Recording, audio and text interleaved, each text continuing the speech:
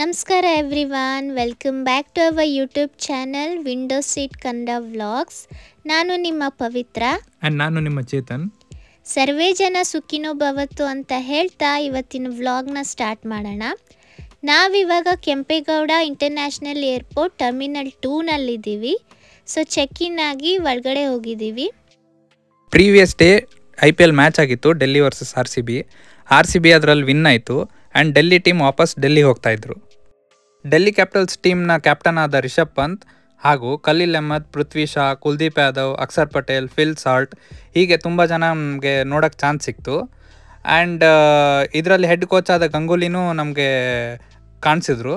And ಅದರಲ್ಲಿ ಅಭಿಷೇಕ್ ಪೋರೆಲ್ ಇವ್ರ ಜೊತೆ ನಮಗೆ ಒಂದು ಫೋಟೋ ಸಿಕ್ತು. ಹೈ ಸೆಕ್ಯೂರಿಟಿ ಇದ್ದಿದ್ದರಿಂದ ನಾವು ಬೇರೆ ಪ್ಲೇಯರ್ಸ್ನ ದೂರಿಂದನೇ ಕ್ಯಾಪ್ಚರ್ ಮಾಡಿದ್ವಿ.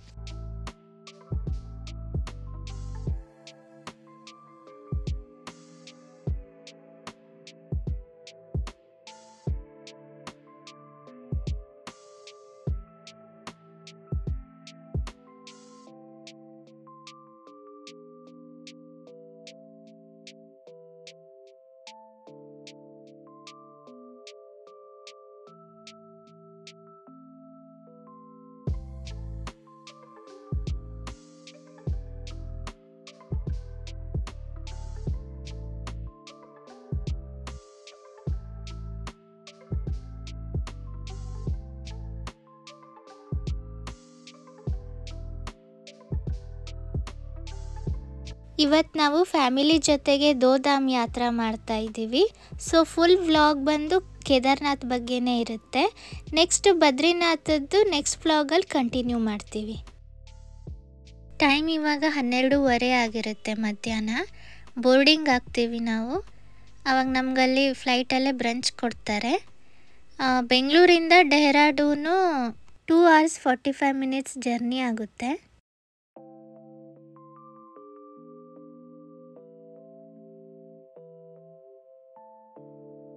ದೇವಭೂಮಿ ಅಂತಲೇ ಪ್ರಸಿದ್ಧ ಆದ ಉತ್ತರಾಖಂಡನ ಕ್ಯಾಪಿಟಲ್ ಆದ ಡೆಹ್ರಾಡೂನ್ನಲ್ಲಿ ನಾವು ಲ್ಯಾಂಡ್ ಆಗ್ತೀವಿ. ಏರ್ಪೋರ್ಟ್ ನೇಮ್ ಬಂದು ಜಾಲಿ ಗ್ರ್ಯಾಂಟ್ ಡೆಹ್ರಾಡೂನ್ ಏರ್ಪೋರ್ಟ್ ಅಂತ.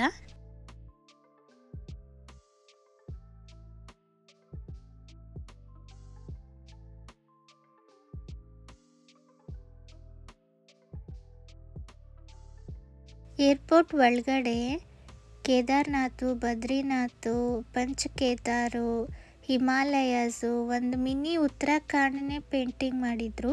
ತುಂಬ ಬ್ಯೂಟಿಫುಲ್ ಆಗಿತ್ತು.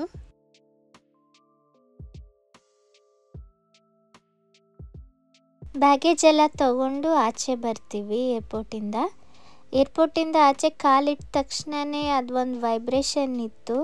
ಆ ದೇವಭೂಮಿ ಅಂತ ಏನು ಹೆಸರಿದೆ, ನಿಜವಾಗ್ಲೂ ಆ ವೈಬ್ ಇದೆ.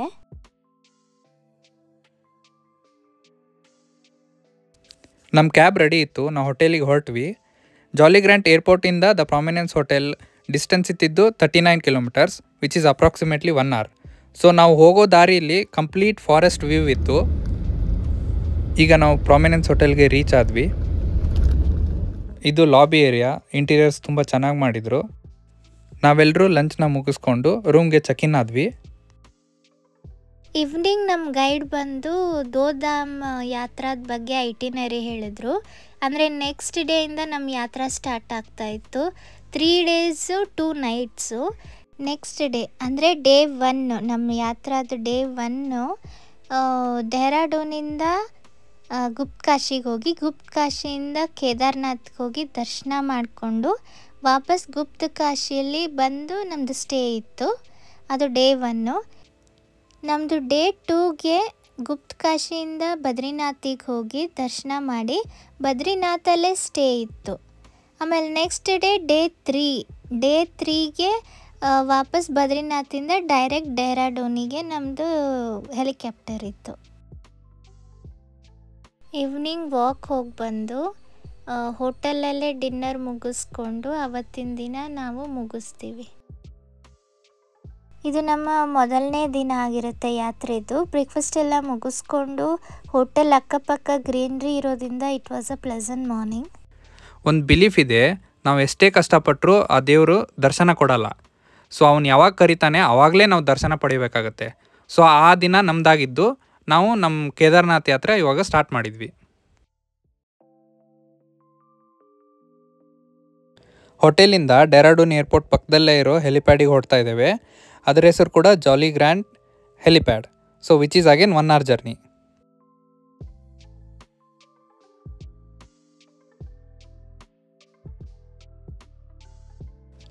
ಈಗ ನಾವು ಜಾಲಿ ಗ್ರ್ಯಾಂಡ್ ಹೆಲಿಪ್ಯಾಡ್ಗೆ ರೀಚ್ ಆದ್ವಿ.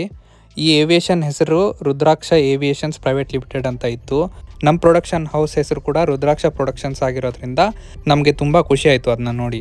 ಹೆಲಿಕಾಪ್ಟರಲ್ಲಿ ಲಿಮಿಟೆಡ್ ಬ್ಯಾಗೇಜ್ ತೊಗೊಂಡು ಹೋಗೋದಿರುತ್ತೆ. ಹೆವಿ ವೇಟ್ ಆಗಬಾರ್ದು ಅಂತ ನಮ್ಮ ಮೇನ್ ಬ್ಯಾಗ್ಸ್ನ ಅವ್ರ ಲಾಕರಲ್ಲಿ ಇಟ್ಕೊಂಡು ಬರೀ 3 kg ವೇವ್ ಆಗೋ ಥರ ಅವ್ರು ಬ್ಯಾಗ್ ಕೊಡ್ತಾರೆ. ಇಂಡಿವಿಜುವಲ್ ಹ್ಯೂಮನ್ ವೇಟ್ ಕೂಡ ಚೆಕ್ ಮಾಡ್ತಾರೆ. ಸೊ ಯಾರ್ಯಾರು 89 kgಗಿಂತ ಜಾಸ್ತಿ ಇರ್ತಾರೆ ಅವರಿಗೆಲ್ಲ ಪ್ರತಿ kgಗೂ ಎಕ್ಸ್ಟ್ರಾ ಚಾರ್ಜಸ್ ಪೇ ಮಾಡಬೇಕಾಗತ್ತೆ. ಇದೇ ನಮ್ಮ ಚಾಪರು ಲ್ಯಾಂಡ್ ಆಗ್ತಾ ಇದೆ. 21 ಸೀಟರ್ ಇರುತ್ತೆ. ಇವಾಗ 20 ಮಿನಿಟ್ಸಲ್ಲಿ ರೀಫ್ಯೂಲಿಂಗ್ ಮಾಡಿಕೊಂಡು ನಮ್ಮನ್ನು ಬೋರ್ಡ್ ಮಾಡುತ್ತೆ. ಹೆಲಿಕಾಪ್ಟರ್ ನೋಡಿದ ತಕ್ಷಣ ನಂಗೆ ಅನಂತ್ ನಾಗ್ ಅವ್ರ ಸಾಂಗ್ ನೆನಪು ಬರ್ತಾ ಇತ್ತು.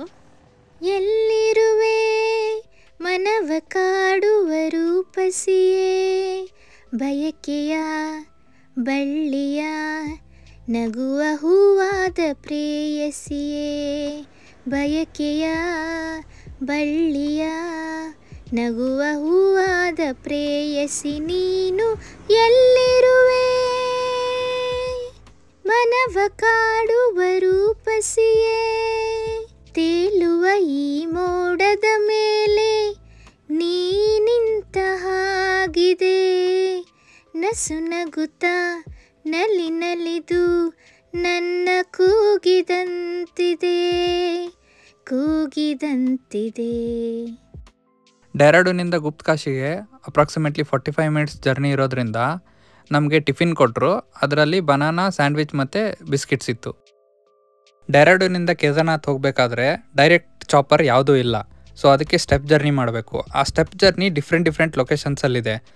ಅಂದರೆ 4 ಲೊಕೇಶನಲ್ಲಿದೆ. ಒಂದು ಪಾಟಾ, ಸಿರ್ಸಿ, ಗುಪ್ತಕಾಶಿ ಮತ್ತು ಸೀತಾಪುರ. ನಮ್ಮ ಸ್ಟೆಪ್ ಜರ್ನಿ ಇದ್ದಿದ್ದು ಗುಪ್ತಕಾಶಿಲಿ.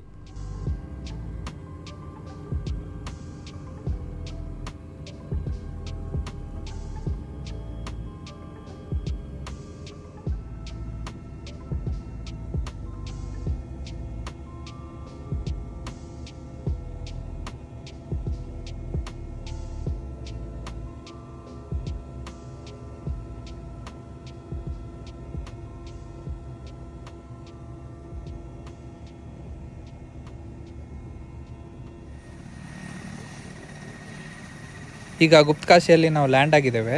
ನಮ್ಮ ಬ್ಯಾಗೇಜಸ್ ಏನಿದೆ ಅದು ಒಂದು ಕಾರಲ್ಲಿ ನಮ್ಮ ಹೋಟೆಲಿಗೆ ಕಳಿಸ್ಕೊಟ್ರು. ಆ್ಯಂಡ್ ನಮ್ಮನ್ನು ಅವರು ಬೇರೆ ಕ್ಯಾಬಲ್ಲಿ ನಮಗೆ ಗುಪ್ತಕಾಶಿಯಿಂದ ಕೇದಾರ್ನಾಥಿಗೆ ಹೋಗೋ ಏವಿಯೇಷನ್ಸ್ ಏನಿದೆ ಅಲ್ಲಿ ನಮಗೆ ಡ್ರಾಪ್ ಮಾಡಿದರು. ಇವಾಗ ಆರ್ಯನ್ ಏವಿಯೇಷನ್ ಬಂದು ತಲುಪಿದ್ದೀವಿ. ಇಲ್ಲಿ ನಮ್ಮದು ಹೆಲ್ತ್ ಚೆಕಪ್ ಮಾಡ್ತಾರೆ, BP, ಪಲ್ಸು, ವೇಟ್. ಇದೇ ನಮ್ಮ 6 ಸೀಟರ್ ಚಾಪರು. ಬೋರ್ಡ್ ಆಗೋದೆಲ್ಲ ವಿಡಿಯೋ ಮಾಡೋಕ್ಕೆ ಬಿಡಲ್ಲ, ಸೇಫ್ಟಿ ಮೆಜರ್ಸ್ ಇನ್ಸ್ಟ್ರಕ್ಷನ್ಸ್ ಇರುತ್ತೆ. ಇವಾಗ ತುಂಬ ಎಕ್ಸೈಟೆಡ್ ಆಗಿದ್ದೀವಿ, ಚಾಪರ್ ಹತ್ತಿದ್ದೀವಿ. ನಮ್ಮ ಡ್ರೀಮ್ ಡೆಸ್ಟಿನೇಷನ್ನಿಗೆ ಬರೀ ಕೆಲವು ನಿಮಿಷದಲ್ಲಿ ತಲುಪ್ತೀವಿ. ವ್ಯೂ ಕೂಡ ತುಂಬಾ ಚೆನ್ನಾಗಿತ್ತು. ನಾವು ಮುಂಚೆನೂ ಹೆಲಿಕಾಪ್ಟರ್ ಹತ್ತಿದ್ವಿ, ಬಟ್ ಇದು ದೇವ್ರ ಸನ್ನಿಧಿ ಆದ್ದರಿಂದ ತುಂಬಾ ಎಕ್ಸೈಟೆಡ್ ಆಗಿದ್ವಿ.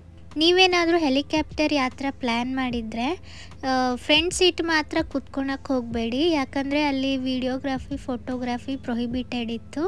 ಇಲ್ಲಿ ನಾವೇನು 5 ಜನ ಕೂತ್ಕೊಂಡಿದ್ದೀವಲ್ಲ, ಇಲ್ಲಿಂದ ನಾವು ಎಷ್ಟಾದರೂ ವಿಡಿಯೋ ಮಾಡ್ಕೋಬೋದಿತ್ತು. ಈ ವ್ಯೂ ನೋಡಿ ಎಷ್ಟು ಬ್ಯೂಟಿಫುಲ್ ಆಗಿದೆ, 2 ಕಣ್ಣು ಸಾಲದು. ಕೆಳಗಡೆ ಅದು ಪಾತ್ ಕಾಣಿಸ್ತಾ ಇದೆಯಲ್ಲ, ಅದು ಟ್ರೆಕ್ಕಿಂಗ್ ಮಾಡ್ಕೊಂಡು ಬರೋರಿಗೆ ಬಾಸ್ಕೆಟ್ ಮತ್ತು ಹಾರ್ಸು ಬರೋ ಪಾತ್ ಅದು. ಅದೆಲ್ಲ ಅಲ್ಲಲ್ಲೇ ಟೆಂಟ್ಸ್ಗಳಿದ್ದಾವೆ, ಹೋಟೆಲ್ಸ್ ಇದ್ದಾವೆ, ಲಾಡ್ಜಸ್ ಇದ್ದಾವೆ ರೆಸ್ಟ್ ಮಾಡ್ಕೊಂಡು ಬರಲಿ ಅಂತ, ಪಬ್ಲಿಕ್ ಟಾಯ್ಲೆಟ್ಸ್ ಇದ್ದಾವೆ. ಇವಾಗ ಲ್ಯಾಂಡ್ ಆಗ್ತಾ ಇದ್ದೀವಿ. ನಾವೆಷ್ಟು ಎಕ್ಸೈಟೆಡ್ ಆಗಿದ್ದೀವೋ ನೀವು ಅಷ್ಟೇ ಎಕ್ಸೈಟೆಡ್ ಆಗಿದ್ದೀರಾ ಅನ್ಕೋತೀನಿ. ಬನ್ನಿ ಕೇದಾರ್ನಾಥ್ ಸನ್ನಿಧಿಗೆ ಕಾಲಿಡೋಣ.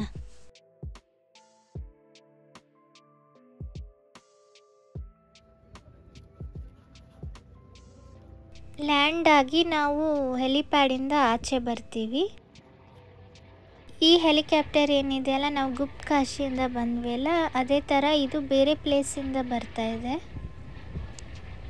ಆ 4 ಪ್ಲೇಸಸ್ನಲ್ಲಿ ಒಂದು 4 ಪ್ಲೇಸಸ್ಸಿಂದ ಯಾವುದೇ ಏವಿಯೇಷನ್ ಇದ್ದರೂ ಹೆಲಿಕಾಪ್ಟರ್ಸ್ ಇಲ್ಲೇ ಬರಬೇಕು. ಇದೇ ಹೆಲಿಪ್ಯಾಡು. ಡಿಪಾರ್ಚರು, ಅರೈವಲ್ಲು ಎಲ್ಲ ಇಲ್ಲೇ ಆಗೋದು.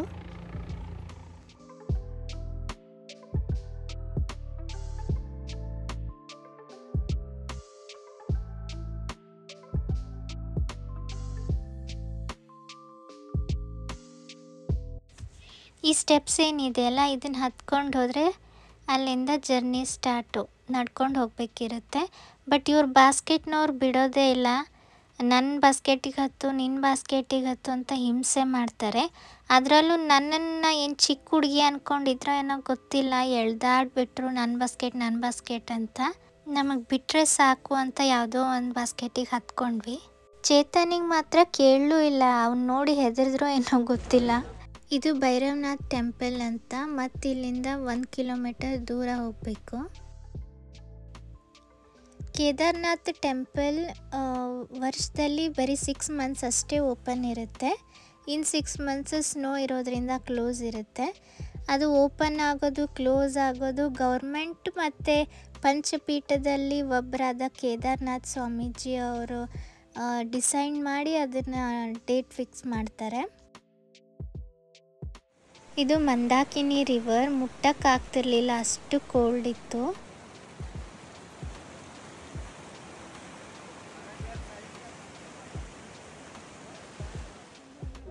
ಇಲ್ಲಿ ಶೂಸ್ ರಿಮೂವ್ ಮಾಡಿ ಟೆಂಪಲ್ಗೆ ಹೋಗ್ತೀವಿ.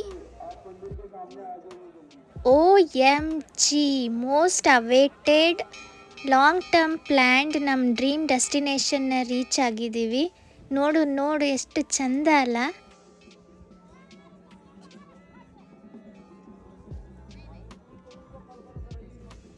ಆ ಡಮರು ಸದ್ದು, ಬೆಲ್ ಸದ್ದು, ಆ ವೈಬ್ರೇಷನ್ ಇದೆಯಲ್ಲ, ಅದನ್ನ ಎಕ್ಸ್ಪ್ಲೇನ್ ಮಾಡೋಕ್ಕಾಗ್ತಾ ಇಲ್ಲ. ಸಾಕ್ಷಾತ್ ಶಿವನೇ ನೆಲೆ ಆಗಿದ್ದಾನೇನೋ ಅಂತ ವೈಬ್ ಇತ್ತು.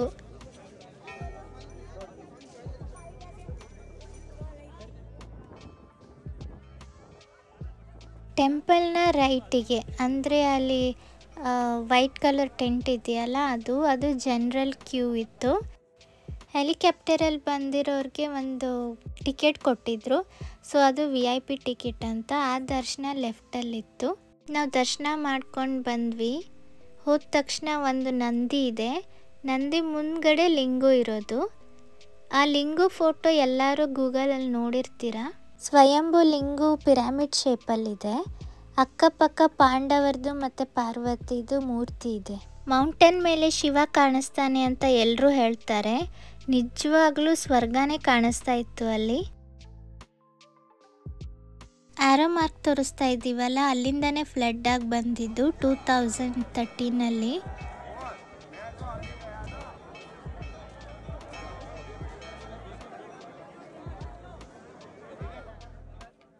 ಆ ಫ್ಲಡ್ಡಿಂದ ಟೆಂಪಲ್ನ ಸೇವ್ ಮಾಡಿದ್ದು ಯಾವ್ದು ಹೇಳಿ? ಇದೇ ಭೀಮಶಿಲ, ಎಲ್ಲರ ಫೇವ್ರೆಟ್ ಭೀಮಶಿಲ.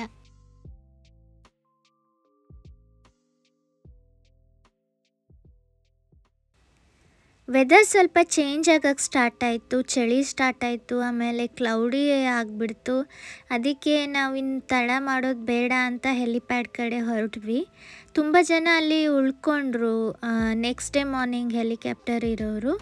ಅಲ್ಲೇ ಹೋಟೆಲ್ಸ್ ಎಲ್ಲ ಇದ್ದಾವೆ ಅಕ್ಕಪಕ್ಕ. ಸೊ ಅವರಲ್ಲೇ ಉಳ್ಕೊಂಡ್ರು. ಬಟ್ ಅವ್ರು ಹೇಳಿದ ಪ್ರಕಾರ ಅಲ್ಲಿ ಸಸ್ಟೈನ್ ಮಾಡೋಕ್ಕಾಗದೇ ಇರೋಷ್ಟು ಚಳಿ ಇತ್ತಂತೆ ಅವ್ರು ನೆಕ್ಸ್ಟ್ ಡೇ ಮಾರ್ನಿಂಗ್ ಬಂದವರು. ನಾವು ಆಲ್ಮೋಸ್ಟ್ 11 ಜ್ಯೋತಿರ್ಲಿಂಗ ಕಂಪ್ಲೀಟ್ ಮಾಡಿದ್ವಿ.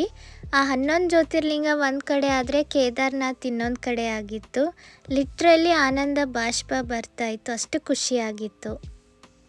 ನಾವು ಅಂದ್ಕೊಂಡ ಹಾಗೇ ಹೆಲಿಕಾಪ್ಟರ್ಸ್ ಎಲ್ಲ ವೆದರ್ ಕ್ಲೌಡಿ ಇರೋದ್ರಿಂದ ಹೆಲ್ಡ್ ಆಗಿಬಿಟ್ಟಿದ್ವು. ನಮಗಿಂತ ಮುಂಚೆ ಬಂದವರೇ ವೇಟ್ ಮಾಡ್ತಾಯಿದ್ರು. ಮಳೆ ಸ್ಟಾರ್ಟ್ ಆಯಿತು, ಸ್ನೋ ಸ್ಟಾರ್ಟ್ ಆಯಿತು, ತುಂಬಾ ಚಳಿ ಆಗ್ತಾಯಿತ್ತು. ಇವತ್ತೇ ವಾಪಸ್ ಗುಪ್ತ ಕಾಶಿಗೆ ಹೋಗ್ತೀವ ಅನ್ನೋದೇ ಡೌಟ್ ಆಗಿಬಿಟ್ಟಿತ್ತು. ಇದು ನಮ್ಮ ಫಸ್ಟ್ ಸ್ನೋಫಾಲ್ ಆಗಿತ್ತು. ಸಿಕ್ಕಿಂ ಮನಾಲಿ ಎಲ್ಲ ಸ್ನೋ ಜೊತೆ ಆಟ ಆಡಿದ್ವಿ.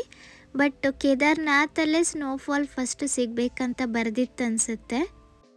ಡ್ರೀಮ್ ಡೆಸ್ಟಿನೇಷನ್ ದರ್ಶನ ಆಯಿತು, ಫಸ್ಟ್ ಸ್ನೋಫಾಲ್ ಆಯಿತು. ಇದು ಲೈಫ್ ಟೈಮ್ ಎಕ್ಸ್ಪೀರಿಯನ್ಸ್ ಆಗಿತ್ತು ಇದು ಟ್ರಿಪ್ಪು. ಮೌಂಟೇನ್ಸ್, ಆ ವೆದರ್ಗೆ ಮ್ಯಾಗಿ ಈಸ್ ಮ್ಯಾಂಡೇಟರಿ. ಕ್ಲೌಡಿ ಇದ್ದರೆ ಡೈರೆಕ್ಷನ್ಸ್ ಕಾಣಿಸಲ್ಲ ಅಂತ ಹೆಲಿಕಾಪ್ಟರ್ಸ್ ಮೂವ್ ಆಗಲ್ಲ. ಬಟ್ ಮಳೆ ಸ್ಟಾರ್ಟ್ ಆದಮೇಲೆ ಎಲ್ಲ ಹೆಲಿಕಾಪ್ಟರ್ಸ್ ಮೂವ್ ಆಗೋಕ್ಕೆ ಸ್ಟಾರ್ಟ್ ಆಯಿತು. ನಾನು ಅಪ್ಪ ಅಮ್ಮಂಗೆ ಫಸ್ಟು ಕಳಿಸಿದ್ರು, ಆಮೇಲೆ ಚೇತನ್ ಬೇರೆ ಹೆಲಿಕಾಪ್ಟರಲ್ಲಿ ಬರಬೇಕಾಯ್ತು. ಸ್ಪ್ಲಿಟ್ ಆದರೂ ಪರವಾಗಿಲ್ಲ, ಇವತ್ತೇ ಹೆಲಿಕಾಪ್ಟರ್ ಸಿಕ್ಕು ವಾಪಸ್ ಬಂದ್ವಲ್ಲ ಅಂತ ಖುಷಿಯಾಗಿತ್ತು. ಕೇದಾರ್ನಾಥ್ನಾಗ ಫಸ್ಟ್ ಸ್ನೋಫಾಲ್ ಎಕ್ಸ್ಪೀರಿಯನ್ಸ್ ಚೆನ್ನಾಗಿತ್ತು. ಈಗ ಹೆಲಿಕಾಪ್ಟರ್ನಿಂದ ಬಂದಿವಲ್ಲ, ಇದೇ ಹೆಲಿಕಾಪ್ಟರಲ್ಲಿ ಚೇತನ್ ಬಂದು ಲ್ಯಾಂಡ್ ಆಗ್ತಾನೆ. ಅಲ್ಲಿಂದ ನಾವು ಗುಪ್ತ ಕಾಶಿಯಲ್ಲಿರೋ ಹೋಟೆಲ್ಗೆ ಹೊರಡ್ತೀವಿ. ಇಲ್ಲಿ ವೆದರ್ ನೋಡಿ, ಅಲ್ಲಿ ಹೈ ಆಲ್ಟಿಟ್ಯೂಡ್ ಇದ್ದಿದ್ದರಿಂದ ಸ್ನೋಫಾಲ್ ಇತ್ತು, ಇಲ್ಲಿ ಸನ್ನಿ ಇದೆ.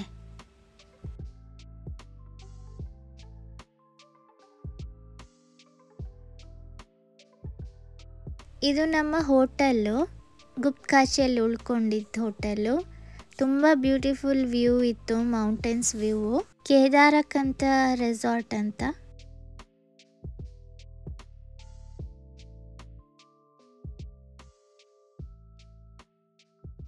ನೋಡಿ ನಮ್ಮದು ಬಾಲ್ಕನಿಯಿಂದ ಎಷ್ಟು ಬ್ಯೂಟಿಫುಲ್ ವ್ಯೂ ಇದೆ, ಮೌಂಟೇನ್ ವ್ಯೂ.